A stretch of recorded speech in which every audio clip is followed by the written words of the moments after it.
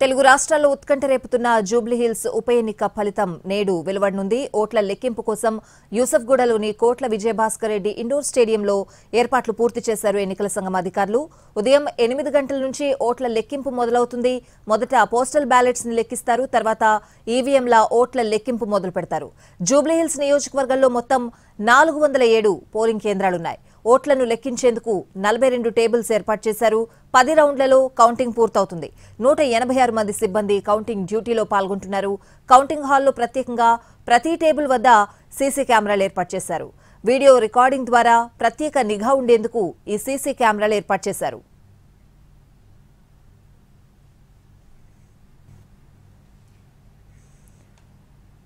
మరొక గంట లోపే ఎన్నికల కౌంటింగ్ ప్రారంభం కాబోతోంది. మా ప్రతినిధి చారి కోట్ల విజయభాస్కర్ రెడ్డి స్టేడియం దగ్గర నుంచి లైవ్ లో సిద్ధంగా ఉన్నారు. ఎటువంటి ఏర్పాట్లు చేశారు? సిబ్బంది అందరూ కూడా కౌంటింగ్ హాల్లోకి వెళ్లారా? పూర్తి అప్డేట్స్ అడిగి తెలుసుకుందాం. చారి, ఏం జరుగుతోంది? అలాగే ఇక్కడ ప్రతి టేబుల్ వద్ద కూడా ఒక సీసీ కెమెరాని ఏర్పాటు చేయడం ఎలా చూడాలి చారి? రైట్, జూబ్లీహిల్స్ ఎన్నికల్ని అన్ని పార్టీలు ఎంత ప్రతిష్టాత్మకంగా తీసుకున్నాయో మనం అర్థం చేసుకోవచ్చు. పోలీసులు అలాగే అధికార యంత్రాంగం, ఎన్నికల అధికారులు కూడా అంతే కట్టుదిట్టమైనటువంటి భద్రతని ఏర్పాటు చేశారు. ప్రస్తుతం కౌంటింగ్ కేంద్రం దగ్గర భారీ బందోబస్తుని ఏర్పాటు చేశారు. ఆ బందోబస్తుని కూడా 3 అంచెలుగా ఏర్పాటు చేశారు. 1 స్టేడియం బయట, 2 స్టేడియం లోపల, 3 కౌంటింగ్ కేంద్రం లోపల. పూర్తి స్థాయిలో రాజకీయ పార్టీలు ఎంత ప్రతిష్టాత్మకంగానైతే ఈ ఎన్నికల్ని తీసుకున్నాయో అధికార యంత్రాంగం, ఎన్నికల అధికారులు కూడా అంతే స్థాయిలో అంతే కట్టుదిట్టమైనటువంటి భద్రతా చర్యలను ఏర్పాటు చేశారు. ప్రతి కౌంటింగ్ కేంద్రంలో కూడా ప్రతి టేబుల్ దగ్గర సీసీ కెమెరాలని ఏర్పాటు చేశారు. ప్రతి సీసీ కెమెరాలో అన్ని పార్టీలకు సంబంధించి ఎవరెవరు ఉన్నారు, అక్కడ ఉన్నటువంటి వాళ్ళు ఏం చేస్తున్నారు అనేటువంటి అన్ని అంశాలన్నింటినీ కూడా రికార్డ్ చేసేందుకు వీలుగా ఎన్నికల అధికారులు ప్రతి కౌంటింగ్ కేంద్రంలో ఉన్నటువంటి ప్రతి టేబుల్ దగ్గర కూడా సీసీ కెమెరాలను ఏర్పాటు చేశారు. ఏ రాజకీయ పార్టీకి సంబంధించినటువంటి నాయకులైనా సరే గందరగోళాన్ని సృష్టించేటువంటి అవకాశం ఉంది అనేటువంటి ఇంటెలిజెన్స్ నివేదిక వల్ల పూర్తి స్థాయిలో ఎన్నికల అధికారులంతా కూడా అప్రమత్తమయ్యారు. ఎన్నికల ప్రతి కౌంటింగ్ లో ఉన్నటువంటి టేబుల్స్ మొత్తం జూబ్లీహిల్స్ లో 4,01,000 మంది ఓటర్లు ఉన్నారు. దీంట్లో 1,94,000 పైచిలకు ఓటర్లు మాత్రమే తమ ఓటు హక్కును వినియోగించుకున్నారు. ఈ నేపథ్యంలో వీటన్నిటినీ లెక్క పెట్టడానికి 42 టేబుల్స్ ఏర్పాటు చేశారు. ఆ 42 టేబుల్స్ లో 42 సీసీ కెమెరాలను ఏర్పాటు చేశారు. పూర్తి స్థాయిలో కౌంటింగ్ కేంద్రంలో లోపట మొత్తం సీసీ కెమెరాలతోటే భద్రతని అలాగే ఏం జరుగుతుందని పర్యవేక్షించేందుకు ఏర్పాట్లు చేశారు పోలీసులు. ప్రస్తుతం మనం సిబ్బంది, అధికారులు వెళ్లేటువంటి వే దగ్గర ఉన్నాం. ఇప్పటికీ కౌంటింగ్ సంబంధించినటువంటి ఏజెంట్లంతా కూడా కౌంటింగ్ కేంద్రానికి చేరుకున్నారు.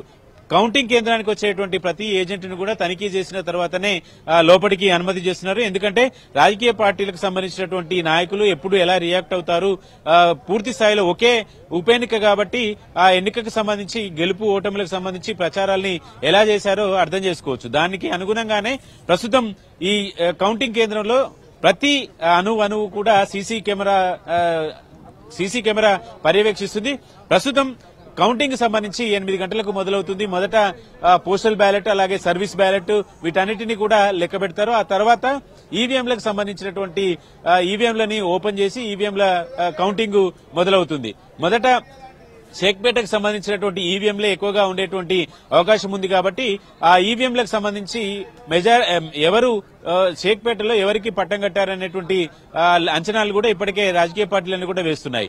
మొత్తం 4 లక్షల మంది ఓటర్లు, 4,01,000 మంది ఓటర్లు ఉంటే 1,94,000 మంది మాత్రమే తమ ఓటు హక్కును వినియోగించుకున్నారు. ఈ ఓట్లను లెక్క పెట్టడానికి మొత్తం 10 రౌండ్లలో ఒక్కొక్క రౌండ్ కి 42 టేబుల్స్ ని ఏర్పాటు చేశారు. ఆ 42 టేబుల్స్ లో కూడా ఒక్కొక్క టేబుల్ కి 6 నుంచి 800 పైచిలకు ఓట్లుండేటువంటి అవకాశం ఉంది.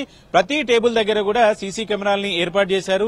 లోపల ఎలాంటి ఇబ్బంది గాని ఘర్షణకు సంబంధించినటువంటి వాతావరణము చోటు చేసుకోకుండా భారీ బందోబస్తును కూడా ఏర్పాటు చేశారు. చారి, ఈసారి కౌంటింగ్ కి ఎలాంటి ప్రత్యేకతలు ఉన్నాయి చారి?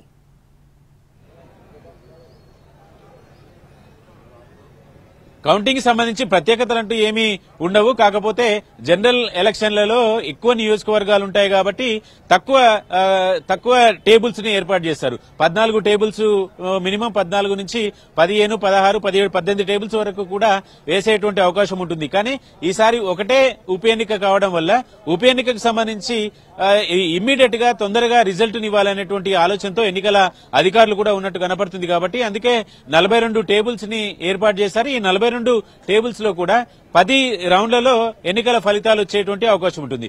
ఒక్కొక్క రౌండ్ కి సంబంధించి ఫలితాలని 25 నుంచి 30 నిమిషాల్లో ఇచ్చేటువంటి అవకాశం ఉంటుంది. ఎందుకంటే ప్రతి టేబుల్ కు సంబంధించినటువంటి ఇన్ఫర్మేషన్ ని తీసుకుని ఆ తర్వాత అఫీషియల్ గానే ఎన్నికల అధికారులు రిజల్ట్ ని ప్రకటించబోతారు. కాబట్టి పూర్తి స్థాయిలో ఎన్నికల ఫలితాలకు సంబంధించినటువంటి అన్ని అంశాల మీద కూడా ఎన్నికల అధికారులు ఇప్పటికే ప్రతి టేబుల్ కి ఉన్నటువంటి సిబ్బందికి కూడా ఇన్స్ట్రక్షన్స్ ఇచ్చారు. ఎక్కడ ఎలాంటి పొరపాటు జరగకుండా పార్టీ తరపున కౌంటింగ్ సంబంధించి వచ్చినటువంటి ఏజెంట్లకి పూర్తి స్థాయిలో సమాచారాన్ని ఇచ్చిన తర్వాత వాటిని లెక్కించాలని, ఎవరైనా అనుమానం ఉంటే వెంటనే పోలీసులకి సమాచారం ఇవ్వాలని కూడా ఎన్నికలకు సంబంధించినటువంటి అధికారులు ఇప్పటికే ఆదేశాలు జారీ చేశారు. ప్రస్తుతం కౌంటింగ్ కేంద్రం దగ్గరకి అన్ని పార్టీలకు సంబంధించినటువంటి ఏజెంట్లు చేరుకున్నారు. మరి కాసేపట్లోనే ఈవీఎంలకు సంబంధించి ఈవీఎంలను కూడా ఓపెన్ చేయబోతున్నారు. కాబట్టి వాటికి సంబంధించినటువంటి చర్యలన్నీ ఇప్పటికే సీల్ తీసేయడానికి సంబంధించినటువంటి అంశాలకు సంబంధించి ఇప్పటికీ అధికారులందరికీ కూడా దిశానిర్దేశం చేశారు. మరి కాసేపట్లోనే కౌంటింగ్ ప్రక్రియ కూడా మొదలవుతుంది. కౌంటింగ్ లో ఈసారి భారీ బందోబస్తును అయితే ఏర్పాటు చేశారు. చారి, ప్రతి రౌండ్ రిజల్ట్ అనౌన్స్మెంట్ ఏ విధంగా చేయబోతున్నారు? డీటెయిల్స్ ఏ విధంగా తెలిసే అవకాశం ఉంది?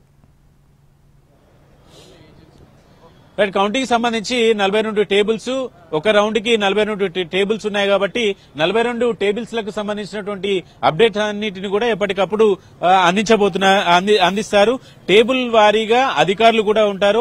ఆ టేబుల్స్ లో ఎన్ని ఓట్లు వచ్చాయి, ఆ టేబుల్ కు సంబంధించి 42 టేబుల్లని ఇలా కలెక్ట్ చేసుకున్న తర్వాత ఆ ఒక రౌండ్ గా చూస్తారు. ఆ రౌండ్ కు సంబంధించినటువంటి ఫలితాలని లోపట ఎన్నికల అధికారులు ప్రకటిస్తారు. లోపట ఎన్నికల అధికారులు ప్రకటించిన తర్వాత బయట మీడియా సెంటర్ ని కూడా ఎన్నికల అధికారులు ఏర్పాటు చేశారు. ఆ మీడియా సెంటర్ లో కూడా అధికారికంగా ప్రకటించబోతున్నారు. ఎప్పటికప్పుడు ఎన్నికల కమిషన్ తన వెబ్సైట్ లో కూడా ఎన్నికల ఫలితాలకు సంబంధించినటువంటి అప్డేట్స్ ని చేయబోతుంది. గతంలో ఎన్నికల కమిషన్ పూర్తి స్థాయిలో ఫలితాలని బయటికి ఇవ్వడానికి చాలా సమయం పట్టేది. కానీ ఇప్పుడు ప్రస్తుతం ఎప్పటికప్పుడు వచ్చినటువంటి రౌండ్ల వారీగా వచ్చినటువంటి ఫలితాలన్నింటినీ కూడా వెంటనే ప్రకటించాలనేటువంటి ఆలోచనతో ఉన్నటువంటి పరిస్థితి అయితే కనపడుతుంది. ప్రస్తుతం ఎన్నికల అధికారి కర్ణన్ వచ్చారు. ఆయన పోలింగ్ సంబంధించినటువంటి సరళిని పర్యవేక్షిస్తున్నారు. కౌంటింగ్ సంబంధించి ఎట్లా ఉన్నాయి ఏంటి అనేటువంటి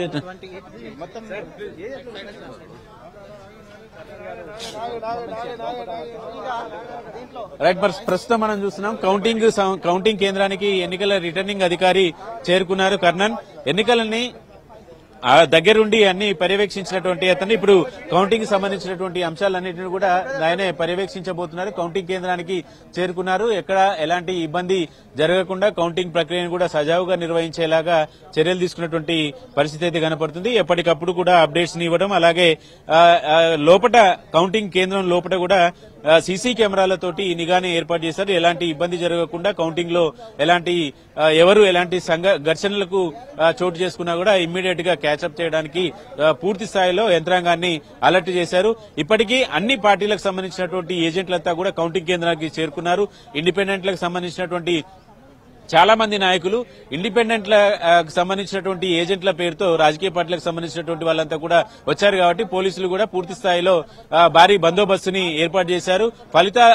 ఈ జూబ్లీహిల్స్ ఉప ఎన్నికల్ని అన్ని రాజకీయ పార్టీలు సవాల్గా తీసుకున్నటువంటి పరిస్థితి. అన్ని అంటే ప్రధానంగా అధికార కాంగ్రెస్ పార్టీ, అలాగే ప్రతిపక్షంలో ఉన్నటువంటి బీఆర్ఎస్, అలాగే బీజేపీ పార్టీలు. అయితే ప్రధానమైనటువంటి పోటీ కాంగ్రెస్ పార్టీ, బీఆర్ఎస్ పార్టీ మధ్యనే ఉన్నటువంటి నేపథ్యంలో రెండు పార్టీలకు సంబంధించినటువంటి నాయకులంతా కూడా పూర్తి స్థాయిలో కౌంటింగ్ సంబంధించినటువంటి ప్రక్రియని అణువును కూడా చాలా జాగ్రత్తగా పర్యవేక్షిస్తున్నటువంటి పరిస్థితి కనపడుతుంది. కాబట్టి అధికార యంత్రాంగం కూడా అంతే కట్టుదిట్టమైనటువంటి భద్రతా చర్యలను కూడా ఏర్పాటు చేసింది.